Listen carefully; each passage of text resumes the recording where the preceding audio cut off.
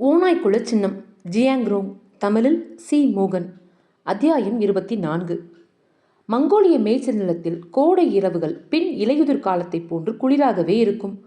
இன்னும் சில நாட்களில் கொடூரமான கொசுக்கூட்டத்தின் தாக்குதல் தொடங்கிவிடும் என்பதால் நிம்மதியான சில நாட்களே எஞ்சியிருந்தன. அப்போதுதான் கம்பளி மயிர்கள் நீக்கப்பட்டிருந்த ஆடுகள் ஒன்றோடு ஒன்று ஒட்டியபடி உணவை மீண்டும் அசை போட்டபடி படுத்து கிடந்தன. மெல்லிய அரைப்படும் சப்தம் ஆட்டுக்கூட்டத்திலேயே கவிந்திருந்தது. எர்லாங்கும் எல்லோவும் மற்றும் அவற்றின் 3 குட்டிகளோடு காற்றை எச்சரிக்கையோடு முகர்ந்தபடி அவ்வப்போது சுற்றி வந்து கண்காணித்தன. ஜென்சன் பிளாஷ் லைட்டை எடுத்துக்கொண்டு போர்வையளவுக்கு இருந்த ஒரு கம்பளி துணியையும் இழுத்துக்கொண்டு நாய்கள் காவல் புரிந்த இடத்துக்கு நடந்து சென்றான். அங்கு ஒரு நல்ல இடத்தை தேர்ந்தெடுத்து அத்துணியை தரையில் விரித்தான். அவன் கால்கள் மடக்கி உட்கார்ந்தான். அவன் தோள் மீது கந்தலான மெல்லிய கோட் கிடந்தது. அவன் படுத்துக்கொள்ள துணியவில்லை. புதிய மேய்ச்சல் நிலத்துக்கு வந்த பிறகு நல்ல இரவு தூக்கம் என்பது அபூர்வமாகிவிட்டது. ஆடுகளை மேய்ப்பதிலும் காவல் காப்பதிலும் கம்பளியை நீக்குவதிலும் ஓநாய்க்குட்டியை பராமரிப்பதிலும் நீண்ட பகல்கள் போய்விடுகின்றன. குறுகிய இரவுகளோ படிப்பதிலும் அவனுடைய இதழுக்கு எழுதுவதிலும் கூடவே கட்டாயமாக செய்ய வேண்டிய கண்காணிப்பு பணியிலுமாக போய்விடுகின்றன. இப்போது அவன் உடம்பை கிடத்தினால் போதும், உடனடியாக ஆழ்ந்த உறக்கத்துக்கு ஆட்பட்டு விடுவான். நாயின் குறைப்பு கூட அவனை எழுப்பாது. கொசு தாக்குதல் வருவதற்கு முன்பாக நன்றாக தூங்கிக் கொண்டு விடவே அவன் விரும்பினான். ஆனால் மேய்ச்சல் நில ஓநாய்கள் அவனுடைய அசட்டையை சாதகமாக்கிக் கொள்ளும் என்று அவன் அறிந்திருந்தான். வேலை பார்க்கும் இடத்தில் ஒரு நோய்வாய்ப்பட்ட மாட்டை ஓநாய்கள் தாக்கியதானது அவற்றின் பசி கால்நடைகளின் பக்கம் திரும்பிவிட்டதை காட்டியது. இளம் மான்கள் ஏற்கனவே ஓடிவிட்டன. மரமோட்டுகள் நடுநடுங்கி பதுங்கியே இருக்கின்றன. வயல் எலிகளால் பசித்த ஓநாய்களை திருப்திப்படுத்த முடியாது, கால்நடைகளால் மட்டுமே முடியும். மேலும் புதிய மேய்ச்சல் நிலத்தில் மந்தைகள் இன்னும் முழுமையாக நிலை கொள்ளவில்லை என்பதால் பில்ஜி அடிக்கடி கூட்டங்கள் போட்டு எச்சரிக்கை செய்தபடி இருந்தார். மேய்ப்பர்களும் மாணவர்களும் ஓநாய்களைப் போல இருக்க வேண்டும் என கேட்டுக்கொண்டார். கண்கள் மூடி உறங்கினாலும் அவர்களுடைய காதுகள் எந்த ஒரு சத்தத்துக்கும் விழித்திருக்க வேண்டும். இன்னொரு மனித ஓநாய் யுத்தத்துக்காக சமநிலையில் ஊனான் புலாக் இருந்தது. ஓநாய்க்குட்டியின் இடத்தை ஒவ்வொரு நாளும் ஜென் சுத்தப்படுத்தினான். பழைய கழிவுகளை நீக்கிவிட்டு புது மணல் போட்டான். இதை அவன் சுகாதார காரணங்களுக்காக மட்டும் செய்யவில்லை, ஓநாய்க்குட்டியின் இருப்பையும் இருப்பிடத்தையும் மறைத்து வைக்கும் நோக்கத்தோடும் தான் செய்தான். ஓநாய்க்குட்டியை தற்காலிக குகையில் பார்த்த நாளில் இருந்து அவன் ஓரளவு நிம்மதியோடு தான் இருந்தான். பாதி வளர்ந்திருந்த 3 நாய்க்குட்டிகளும் அவனிடம் ஓடி வந்தன. ஒவ்வொன்றிடமும் அவன் செல்லம் கொஞ்சினான். குட்டிகளை தொடர்ந்து எல்லோவும் இர்ரும் அவனுடைய கவனிப்பை பெறுவதற்காக வந்தன. எர்லாங் மட்டும் எப்போதும் போல விசுவாசத்தோடு ஆட்டுக்கூட்டத்தை காவல் காத்தபடி இருந்தது. மற்ற நாய்களை விடவும் அது ஓநாய்களை புரிந்து கொண்டது போல் செயல்பட்டது. எந்த ஒரு ஓநாயையும் போலவே அதுவும் எப்போதும் உஷாராகவே இருக்கும். இரவு காற்றில் குளிர் அதிகரித்தது. வெதுவெதுப்பாக்காக ஆடுகள் ஒன்றோடு ஒன்று மிக நெருக்கமாக ஒட்டி கொண்டன.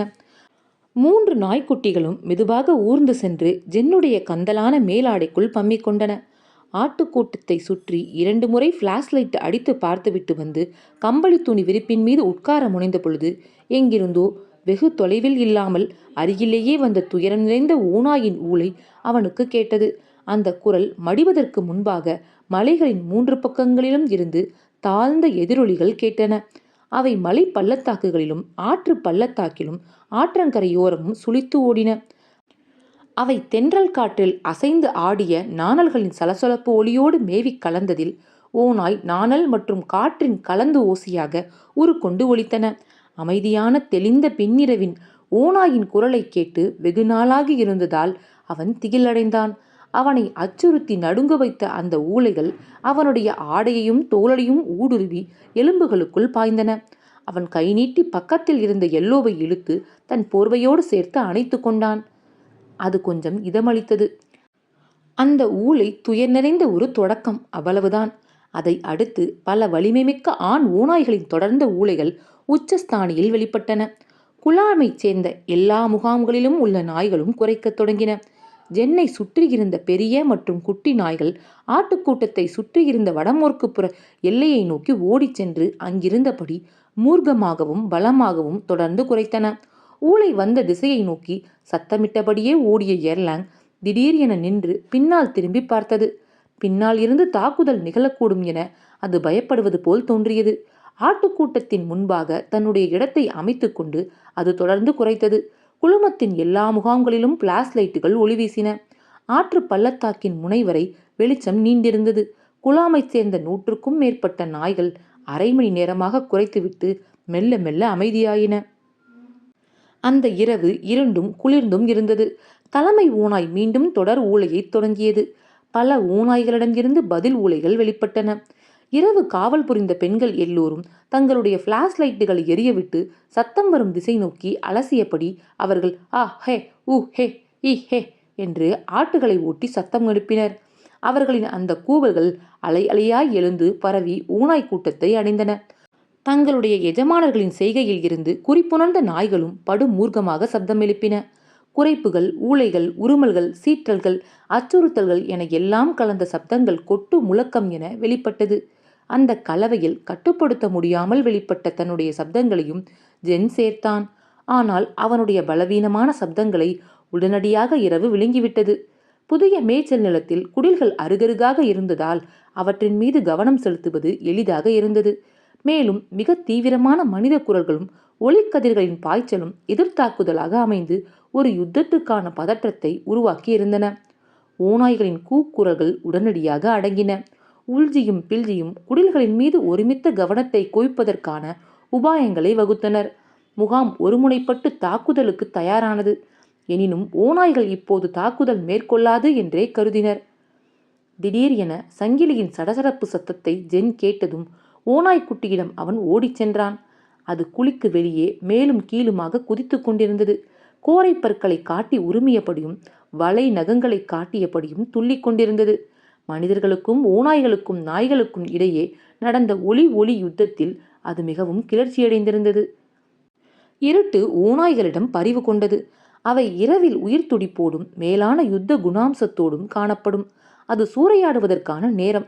இரத்தமும் சதையுமான உடல்களை ஆசை ஆசையாய் தின்று வயிறு நிரப்பும் நேரம். கொன்றதன் மிச்சங்களை பகிர்ந்து கொள்ளும் நேரம். ஆனால் ஓநாய்க்குட்டியை இரும்பு சங்கிலி சிறைப்படுத்தி இருந்ததால் அது ஒரு பைத்தியக்கார மிருகமாக மாறிவிட்டிருந்தது.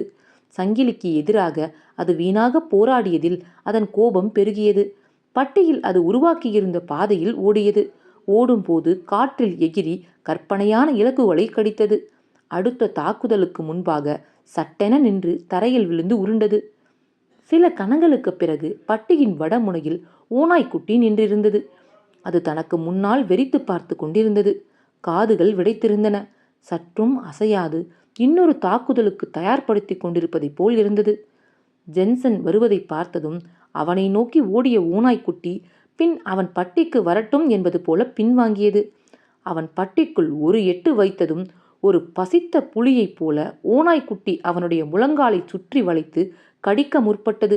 ஜென் தடுமாறி கீழே விழ பார்த்தான். அந்த தாக்குதலுக்கு ஜென் தயாராகவே இருந்தான். ஓநாய்க்குட்டியின் மூக்கில் வைத்து பிளாஷ் லைட்டை அழுத்தினான். அதை பார்க்க விடாமல் செய்த வெளிச்சம் தாக்குதலை தடுத்து நிறுத்தியது. ஓநாய்க்குட்டி தலையை நிமிர்த்தி பெரிய நாய்களின் பலத்த குரைப்புகளை பொறாமையுடன் கேட்டது. பிறகு தலை குனிந்து அவற்றைப் போல தன்னால் குறைக்க முடியாது என்பதை கண்டுபிடித்ததைப் போல ஏதோ யோசித்தது. அவற்றிடம் இருந்து கற்றுக்கொண்டு விட தீர்மானித்து விட்டதைப் போல வாயை திறந்தது. ஜென் ஆச்சரியமடைந்தான். அடுத்து அது என்ன செய்யப்போகிறது என்பதை பார்ப்பதற்காக கீழே குனிந்தான். ஓநாய்க்குட்டி வாய் திறந்து மிகவும் சிரமப்பட்டு தொண்டையில் இருந்து ஒரு வினோதமான ஒலியை எழுப்பியது. ஆனால் அது கொஞ்சம் கூட நாயின் குரைப்பு போல இல்லை. அதனால் அது மூர்க்கமடைந்தது. அது மீண்டும் முயற்சித்தது. அது மூச்சை இழுத்து பிடித்து கொண்டு நாய்களின் அசைவுகளைப் போலவே வயிற்றை மேலும் மேலும் ஒடுக்கி கொண்டு சப்தமிட்டது. ஆனால் வெளிப்பட்ட ஒலி நாயுடையதைப் போலவும் இல்லை, ஓநாயுடையதைப் போலவும் இல்லை. ஓநாய்க்குட்டி தாங்க முடியாத வேதனைக்கு ஆளானது. ஓநாய்க்குட்டியின் செய்கை ஜென்னுக்கு சிரிப்பை ஏற்படுத்தியது. ஓநாய்க்குட்டிக்கு இன்னமும் ஓநாய் ஒலிகளை எழுப்ப முடியவில்லை. அதனால் அது நாயின் குரைப்பை போலியாக எழுப்ப முயற்சித்தது. ஆனால் அது மிகவும் சிரமமாக இருந்தது. பெரும்பாலான நாய்களால் ஓநாய்களைப் போலவே சப்தமிட முடியும். ஆனால் ஓநாய்கள் ஒருபோதும் நாய்களைப் போல குரைக்க முற்பட்டது இல்லை. ஆனால் இப்போது நாய்களுக்கு இடையே வளர்ந்த ஒரு ஓநாய்க்குட்டி அவற்றைப் போல ஒலி எழுப்ப விரும்புகிறது. அந்த பாவப்பட்ட ஜீவன் அடையாள சிக்கலில் மாட்டிக்கொண்டிருக்கிறது. ஓநாய்க்குட்டி விடாமல் முயற்சித்து கொண்டிருந்தது. ஜென் அதன் அருகில் போய் ஓநாய்க்குட்டியின் காதுக்கு பக்கத்தில் அவனுடைய வாய் இருக்கும்படியாக குனிந்து குரைத்தான். தன்னுடைய எஜமான் தனக்கு ஏதோ சொல்லிக் கொடுப்பதை அது உணர்ந்து கொண்டது போல தெரிந்தது. அப்போது எர்லாங் அங்கு ஓடி வந்து அதன் முன்னால் நின்று கொண்டு குரைக்கத் தொடங்கியது. அது மெதுவாக ஒரு பொறுமையான ஆசிரியரைப் போல குரைத்தது. ஒரு கணத்துக்குப் பிறகு ஓநாய்க்குட்டி கிட்டத்தட்ட நாயுடைய குரைப்பின் ஏற்ற இறக்கத்தைப் போலவே பெரிதாக சப்தமிட்டது. ஆனால் நாய் எழுப்பும் உர்ஃப் உர்ஃப் சத்தம் அதிலில்லை. ஓநாய்க்குட்டி படு உற்சாகம் அடைந்து காற்றில் எகிரியது. எர்லாங்கின் வாயை நக்கத் தொடங்கியது. அதில் இருந்து அதே சத்தத்தை அது விடாமல் எழுப்பிக் கொண்டிருந்தது. ஜென்னுக்கு அது சிரிப்பை ஏற்படுத்தியது. அந்த வினோதமான சத்தத்தை கேட்டு 3 நாய்க்குட்டிகளும் ஓடி வந்தன. அதே சமயம் மற்ற நாய்கள் ஓநாய்க்குட்டியைப் போல பாசாங்கு செய்து ஏளனமாக சத்தங்களை எழுப்பின. அந்த சூழலில் குதூகலம் அடைந்த 3 நாய்க்குட்டிகளும் தரையில் விழுந்து உருண்டன. திடீர் என ஒரு ஓநாயின் பலத்த ஊளை சுற்றுப்புற மலைகளில் இருந்து கேட்டதும் எல்லா சத்தங்களும் அடங்கி ஒடுங்கின. பிளாஷ் லைட்டுகள் அணைக்கப்பட்டன. ஓநாயின் அந்த குரலுக்கு பதில் கொடுப்பது போல பல ஓநாய்கள் ஊளையிட்டன. அவை ஏதோ திட்டமிடுவதாக ஜென்சனுக்கு உறுதியானது. மனிதர்கள் மற்றும் நாய்களின் பாதுகாப்பு வளையம் எவ்வளவு இறுக்கமாக அமைந்திருக்கிறது என்பதை அவை அறிந்து கொண்டிருத்திருக்கும் என்று தோன்றியது. பல இரவுகளுக்கு செயலற்ற நிலை தொடர்ந்தது. எதிரிகளை சோர்வடையச் செய்யும் துல்லியமான தந்திரங்களை மேற்கொள்வதில் மேய்ச்சல் நில ஓநாய்கள் கில்லாடிகள். ஜென்சன் எல்லோவின் மீது தலை வைத்து தரை விரிப்பில் படுத்திருந்தான். ஓநாய்களின் ஊளை என்றால் சீனாவில் பீதியடைவார்கள். சீனாவின் மத்திய சமவெளி பகுதியில் சாத்தானின் ஓலங்களோடு அந்த சத்தத்தை தொடர்புபடுத்துவார்கள். ஜென் ஓநாய்களின் ஊளைகளை கேட்டு வளர்ந்தவன் என்ற போதிலும் அந்த ஊளைகள் ஏன் இவ்வளவு சோகமாகவும் தாங்க முடியாத வேதனை கொண்டதாகவும் இரங்கல் நிரம்பியதாகவும் வெறுமையும் துக்கமும் கொண்டதாகவும் இருக்கிறது என்பதை அவனால் ஒருபோதும் புரிந்து கொள்ள முடிந்தது இல்லை. அவன் முதலாக அதை கேட்ட பொழுது கொடூரமும் மூர்க்கமும் வாய்ந்த ஓநாய்களின் இதயங்கள் இவ்வளவு வேதனைகளும் துயரங்களும் நிரம்பியதாக இருப்பதைக் கண்டு ஆச்சரியப்பட்டான். மேய்ச்சல் நிலத்தில் அவற்றின் சிரமமான வாழ்க்கை குறித்த வெளிப்பாடா அது? பட்டினியால் சாவதும் எப்போதும் வாழ்வா சாவா யுத்தமும் வழக்கமாகிவிட்ட அந்த இடத்தில் வாழ நேர்ந்த விதி குறித்த அவற்றின் புகாரா? மூர்க்கமும் முரட்டு பிடிவாதமும் கொண்ட ஓநாய்கள் மிகவும் பலவீனமான மென்மையான இதயம் கொண்டவை என்று ஜென் வெகுகாலம் நினைத்திருந்தான். ஆனால் கடந்த 2 வருடங்களாக அவற்றோடு அவனுக்கு ஏற்பட்டிருந்த தொடர்பில் இருந்து, குறிப்பாக கடந்த 6 மாதங்களில் அந்த எண்ணம் தவறானது என்பதை அவன் அறிந்திருந்தான். அவனை பொறுத்தவரை மேய்ச்சல் நில ஓநாய்கள் அவற்றின் வலுவான எலும்புகளோடும் கடினமான இதயங்களோடும் வாழ்வதற்கான திறன்களோடும் இரும்பைப் போல திடமானவை. குட்டியை இழந்து விட்டிருப்பதோ அல்லது ஆண் ஓநாய்க்கு ஏற்பட்ட கடுமையான காயமோ ஒரு காலை இழந்து விட்டிருப்பதோ கூட தற்காலிகமான வேதனைதான். அவை உடனடியாக பழிவாங்கும் எண்ணத்தை ஒவ்வொரு நாளும் தீவிரமாக வளர்த்து கொள்ள தொடங்கிவிடும். ஓநாய்க்குட்டியோடு அவன் கழித்த சில மாதங்களில் அவனுடைய இந்த எண்ணம் உறுதிப்பட்டிருக்கிறது. ஓநாய்க்குட்டியிடம் பலகீனமான ஒரு தருணத்தை கூட அவன் இதுவரை பார்த்தது இல்லை. அதனுடைய கழுத்தை மேய்ப்பர்கள் கிட்டத்தட்ட உடைத்து விட்டது போதும் கூட அது உடனடியாக மீண்டும் உற்சாகத்துடன் வாழ்க்கைக்கு திரும்பிவிட்டது. ஓநாய்களின் குரல்களை அவன் தொடர்ந்து கேட்டு கொண்டிருந்த பொழுது அவற்றின் ஊளைகளில் கர்வமும் அபாயகரமான தன்மையும் வெளிப்படுவதை அவன் கண்டறிந்தான். ஆனால் மனிதர்களுக்கும் அவர்களுடைய கால்நடைகளுக்குமான அந்த அபாய எச்சரிக்கை ஏன் துயரம் மிகுந்ததாக ஒலிக்கிறது என்பது அவனுக்கு ஆச்சரியமாகவே இருந்தது. அவற்றின் ஊளைகள் துயர ஒலியை கொண்டிருப்பதற்கான காரணம் என்ன? அந்த இரவில் மேலும் மேலும் அவற்றை ஜென் கேட்டுக்கொண்டிருந்ததில் மனம் தெளிவடைந்தது. நாய்களும் ஓநாய்களும் வெவ்வேறு விதமாக ஒலிக்கின்றன. நாயின் குரைப்பு குறுகியது மற்றும் வேகமானது. ஓநாயின் ஊளை தொடர்ச்சியாக நீண்டு ஒலிப்பது. இந்த இரு ஒலிகளும் கேட்பவரிடம் ஏற்படுத்தும் விளைவு முற்றிலும் வேறுபட்டது. ஓநாயின் ஊளையானது நாயின் குரைப்பை விட வெகு தூரம் பயணிப்பது. முகாமின் வட மூலையில் உள்ள குடில்களில் இருந்து வரும் நாய்களின் குரைப்பு அதே அளவு தொலைவில் இருந்து வரும் ஓநாய்களின் ஊளைகளைப் போல தெளிவாகவும் துல்லியமாகவும் இருப்பது இல்லை. அதனால்தான் ஓநாய்கள் ஓலத்தை தேர்ந்தெடுப்பதாக ஜென்னுக்கு தோன்றியது. ஆயிரக்கணக்கான ஆண்டுகளின் பரிணாம வளர்ச்சியில் காற்றில் நீண்ட நேரம் நிலைத்திருக்கக்கூடிய சத்தமாக அதை அவை கண்டடைந்திருக்கும். மிக அதிக தொலைவுகளை சென்றடையக்கூடியதாகவும் அது இருக்கிறது. மேய்ச்சல் நில ஓநாய்கள் பரந்த எல்லைகளில் தாக்குதல்கள் நிகழ்த்துபவை. நிலைமையை அவதானிக்கவும் வேவு பார்க்கவும் பிரிந்து செல்லும் அவை தாக்குதலின் போது ஒன்று கூடிவிடும். கூட்டமாய் செயலாற்றும் விலங்குகள் என்ற வகையில் வேட்டையின் பொழுது அவற்றின் எல்லைகள் வெகு தொலைவு வரை விரிந்தும் பறந்தும் இருப்பதால் மிகவும் மேம்பட்ட இந்த பரிமாற்ற முறை மூலம் வெகு தொலைவில் இருப்பவற்றோடு தொடர்பு கொள்ள முடிகிறது. மிகவும் ஈவு இரக்கமற்ற யுத்தங்களில் அடையப்போகும் பலன்களே முக்கியம். அவை எப்படி ஒலிக்கின்றன என்பது பொருட்டே அல்ல. ஊளைகள் மெல்ல தேய்ந்து ஒலித்தன. பிறகு சட்டென குடிலுக்கும் ஆட்டுக்கூட்டத்துக்கும் பின்னால் எங்கிருந்தோ இளமையான ஊளை வெளிப்பட்டது. ஒரு கணம் ஜென் ஒடுங்கிவிட்டான். எர்லாங் மூர்க்கமாக குரைத்தது.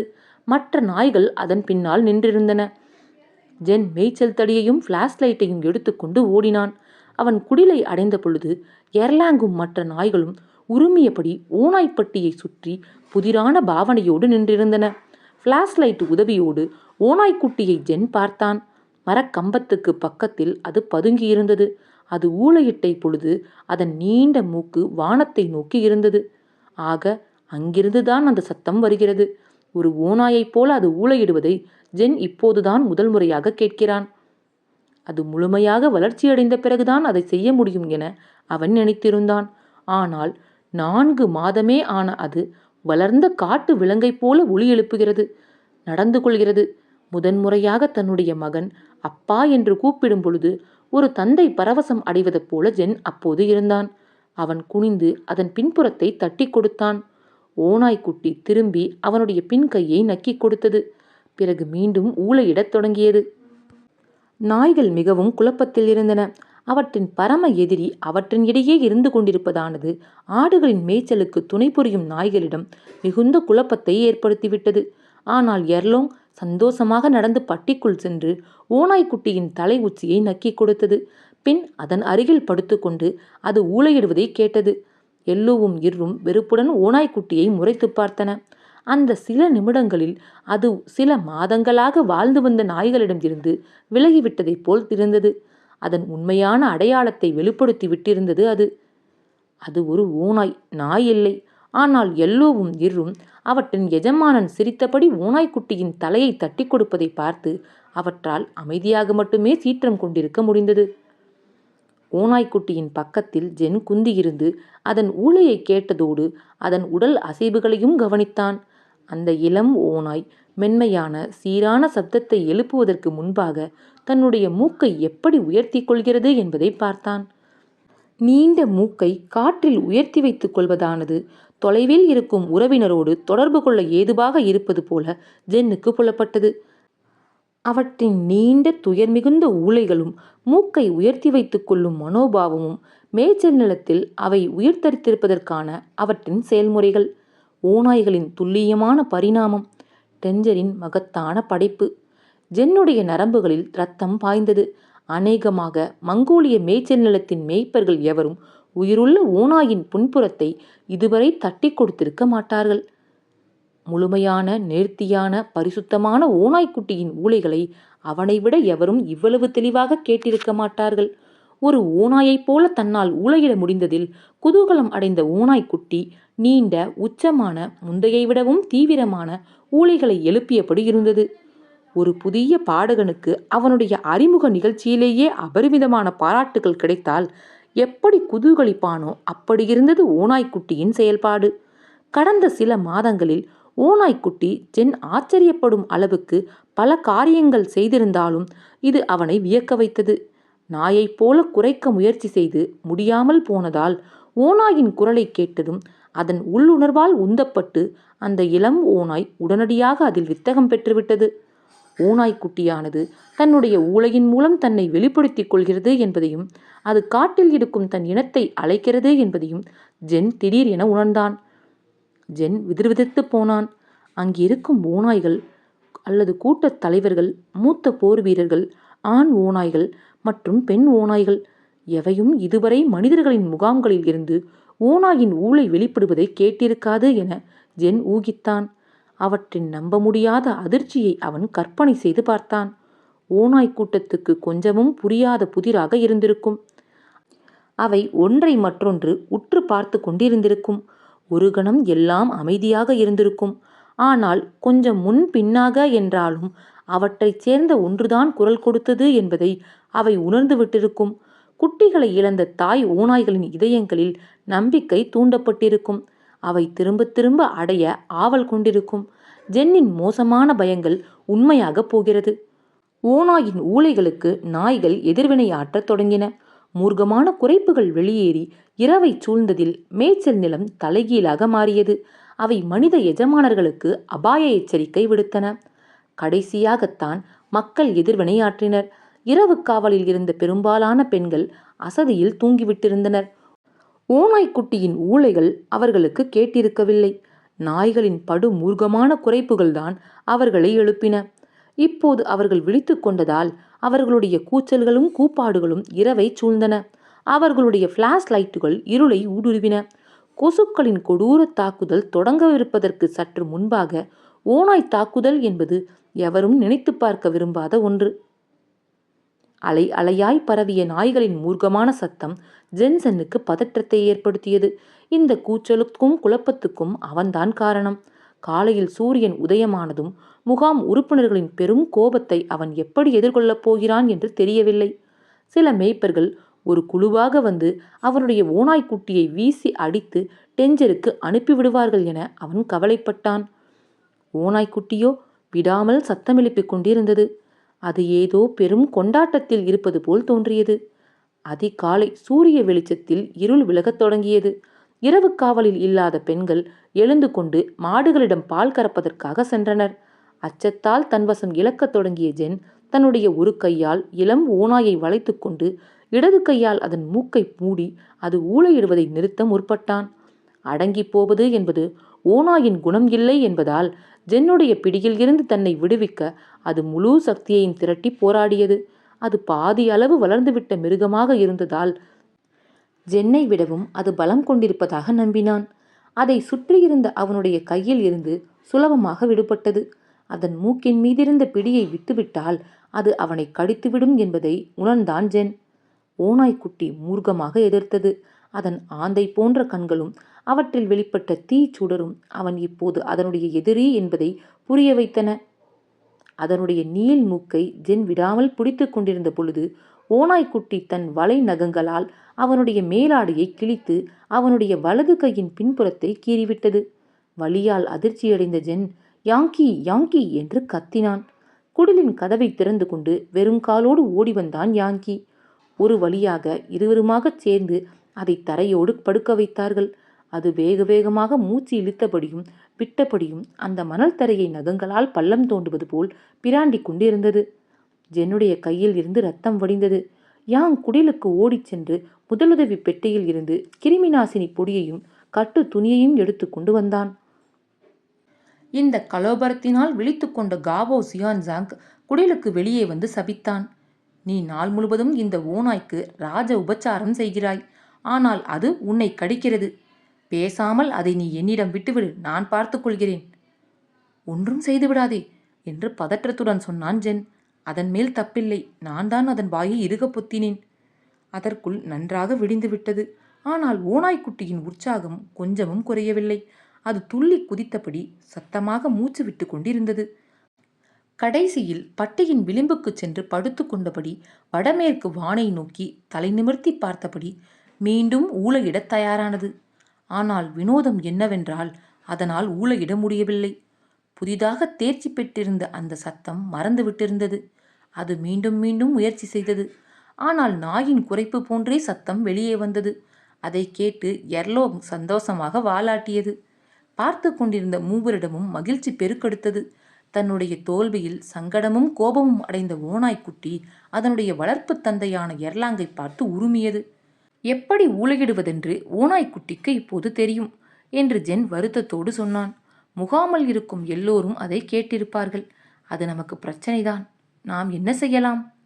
காவோ ஜியான்சோங் கொஞ்சமும் தயக்கமின்றி சொன்னான். அதை கொன்றுவிடலாம்.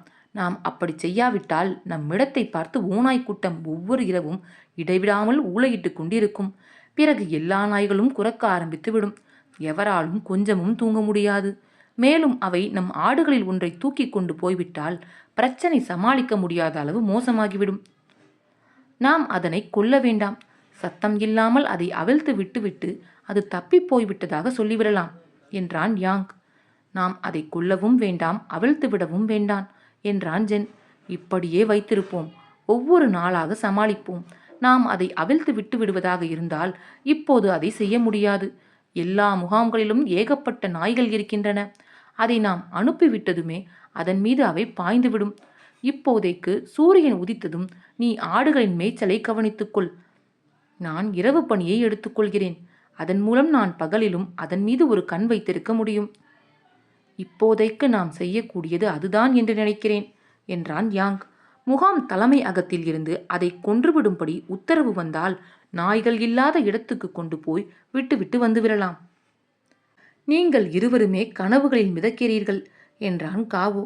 கொஞ்சம் பொறுங்கள், மேய்ப்பர்கள் இங்கு வந்து விடுவார்கள். இந்த பாலாய் போன ஓநாய் இரவு முழுவதும் என்னை தூங்குவிடாமல் செய்திருக்கிறது. எனக்கு தலைவலி மண்டையை பிளக்கிறது.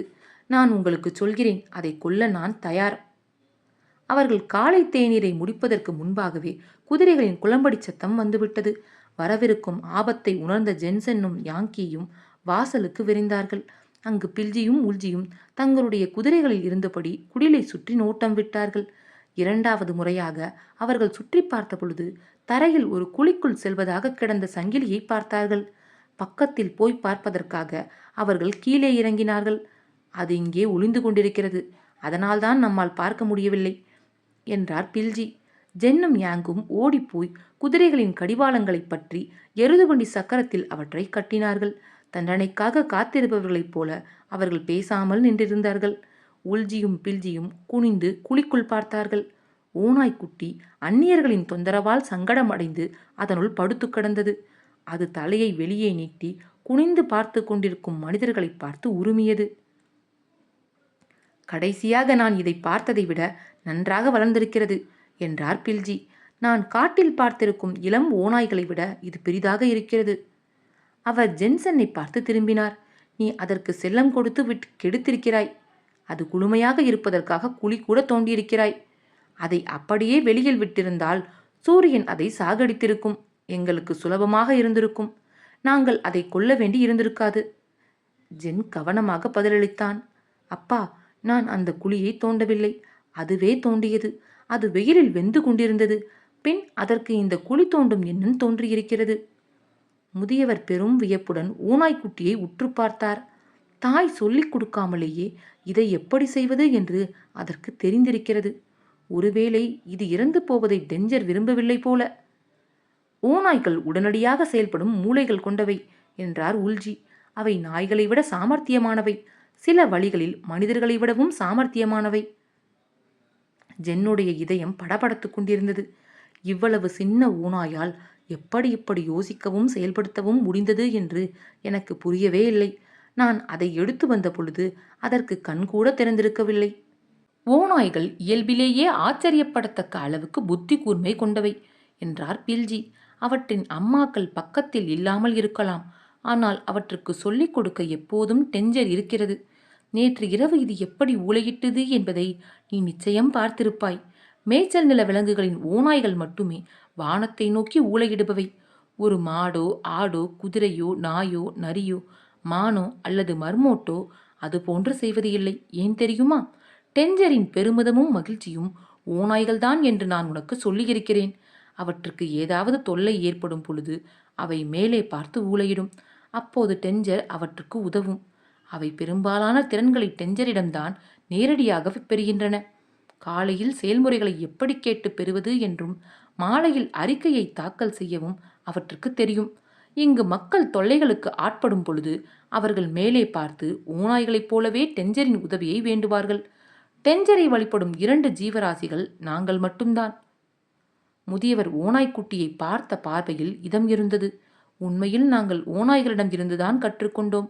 மங்கோலியர்களாகிய நாங்கள் மேய்ச்சல் நிலத்திற்கு வருவதற்கு முன்பு இருந்தே ஓநாய்கள் டெஞ்சரிடம் தங்களுடைய குரல்களை வெளிப்படுத்தி கொண்டிருந்தன. இங்கு வாழ்க்கை மிகவும் சிரமமானது, குறிப்பாக அவற்றுக்கு. ஓநாய்கள் இரவில் ஊளையிடும் பொழுது பழைய காலத்தினர் வருத்தத்தில் கண்ணீர் விடுவது வழக்கம். பில்ஜி சொன்னது எல்லாம் உண்மை என்பது ஜென்னுக்கு தெரியும். ஓநாய்களும் மனிதர்களுமே டெஞ்சரை தங்களுடைய ஊளைகள் மூலமோ அல்லது பிரார்த்தனைகள் மூலமாகவோ வழிபடுபவர்கள் என்பதை ஜென் அவதானித்துதான் இருந்தான். அறிவியல் ரீதியான பார்வையில் ஓநாய்கள் நிலவை பார்த்து ஊளையிடுவதன் மூலமாக அவற்றின் குரல்கள் வெகு தொலைவிற்கு பறந்தும் விரிந்தும் செல்கின்றன என்பது உண்மைதான். எனினும் பில்ஜியின் விளக்கத்தையே ஜென் தேர்வு செய்தான். ஆன்ம பலம் இன்றி போனால் வாழ்வின் துன்பத்தை தாங்க முடியாது. கண்கள் கண்ணீரால் நிரம்புவதை ஜென்சென் உணர்ந்தான்.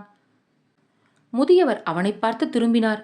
நீ அந்த கையை என்னிடம் மறைக்க வேண்டியது இல்லை. ஓநாய்க்குட்டி நகத்தால் உன்னை கீறியிருக்கிறது, அப்படித்தானே? நேற்று இரவு நான் எல்லாவற்றையும் கேட்டுக்கொண்டுதான் இருந்தேன். நான் இதை கொல்ல வந்திருப்பதாக நீ நினைக்கிறாய், இல்லையா? நல்லது. இன்று அதிகாலையில் குதிரை மற்றும் ஆடு மேய்ப்பர்கள் என்னை பார்க்க வந்திருந்தார்கள். இந்த ஓநாய் கொல்லப்பட வேண்டும் என வேண்டுகோள் விடுத்தார்கள். நானும் உல்ஜியும் இது பற்றி பேசினோம். இப்போதைக்கு நீ அதை எடுத்து வைத்துக் கொள்ளலாம் என்று முடிவு செய்தோம். ஆனால் நீ மிகவும் கவனமாக இருக்க வேண்டும். ஓநாய்களால் இந்த அளவு பாதிப்புக்கு ஆளான ஒரு சீனனை நான் இதுவரை பார்த்தது இல்லை. ஜென் ஒரு கணம் பேச்சு முற்றிட்டு நின்றான். நான் அதை வைத்துக்கொள்ள நீங்கள் உண்மையிலேயே அனுமதிக்கிறீர்களா என்று கடைசியில் ஒருவாறு பேசினான். ஏன், முகாபுக்கு இன்னலை தருவிக்கும் ஒருவனாக நான் இருக்க விரும்பவில்லை. உங்களுக்கு மேலும் தொல்லைகள் ஏற்படுத்துவதை நான் வெறுக்கிறேன். அது ஊளையிடுவதை தடுப்பதற்காக அதன் மூக்கையும் வாயையும் மூடும் வகையிலான ஒரு தோல் மூடியை தயாரிக்கலாமா என்று நான் யோசித்துக் கொண்டிருந்தேன். காலம் கடந்த யோசனை என்றார் உல்ஜி. அங்கே இருக்கும் தாய் ஓநாய்களுக்கு நம்மிடம் ஒரு ஓநாய்க்குட்டி இருப்பது இப்போது தெரியும். அநேகமாக இன்று இரவு அவை இங்கே வரலாம் என நான் அனுமானிக்கிறேன். நம்மிடம் இருக்கும் மக்கள், நாய்கள், துப்பாக்கிகள் ஆகியவற்றை கணக்கில் கொள்ளும் பொழுது ஓநாய்கள் தாக்குதல் நடத்தாது. ஆனால் இலையுதிர்கால மேய்ச்சல் நிலத்திற்கு நாம் முகாமிட நகரும் பொழுது உங்களுக்கு பயங்கரமான அபாயம் நேரலாம் என்பதே என் கவலை. ஆனால் அதற்குள் எங்களுடைய நாய்க்குட்டிகள் முழு வளர்ச்சி அடைந்துவிடும் என்றான் ஜென். அப்போது எங்களிடம் 5 நாய்கள் இருக்கும். ஓநாய்களை கொல்வதில் கில்லாடியான எர்லாங்கும் அவற்றில் அடங்கும். எங்களிடம் வெடிமருந்துகளும் இருக்கின்றன. அதனால் ஓநாய்களால் எங்களுக்கு பிரச்சனை வராது. சரி, பார்க்கலாம் என்றார் பில்ஜி. இன்னும் கவலையோடு இருந்த ஜென், ஓநாய்க்குட்டிகளை கொல்ல வேண்டும் என்று கோரிக்கை வைத்தவர்களிடம் நீங்கள் என்ன சொன்னீர்கள் என்று கேட்டான் அவன். சமீப காலமாக ஓநாய்கள் நம் குதிரைகளை குறிவைத்திருந்ததால் நமக்கு கடுமையான இழப்பு ஏற்பட்டது. இந்த ஓநாய்க்குட்டி ஓநாய்களை இங்கு நம்மிடம் வரச் செய்தால் நம்முடைய குதிரைகள் பத்திரமாக இருக்கும் என்று சொன்னதும் மேய்ப்பர்கள் மிகுந்த ஆசுபாசம் அடைந்து விட்டார்கள். ஆக இந்த ஓநாய்க்குட்டியை வளர்த்ததில் ஒரு சாதகமான விளைவு ஏற்பட்டிருக்கிறது என்றார் உல்ஜி. ஆனால் அது தன்னுடைய பற்களை உன்மீது பதிக்காமல் பார்த்துக்கொள். அது பேராபத்தில் முடிந்துவிடும். பில்ஜியும் உல்ஜியும் குதிரைகள் மீது ஏறி குதிரைகளின் மேய்ச்சல் நிலத்துக்கு சென்றார்கள். அங்கு ஏதோ பெரும் சிக்கல் ஏற்பட்டிருக்கிறது. அவர்கள் சென்ற பொழுது எழுப்பிய புழுதியை பார்த்து கொண்டிருந்த ஜென்னுக்கு அவன் ஆசுபாசமாக இருக்கிறானா அல்லது கூடுதல் பதற்றத்துக்கு ஆளாகியிருக்கிறானா என்று தெரியவில்லை. அத்தியாயம் 24 நிறைவுற்றது.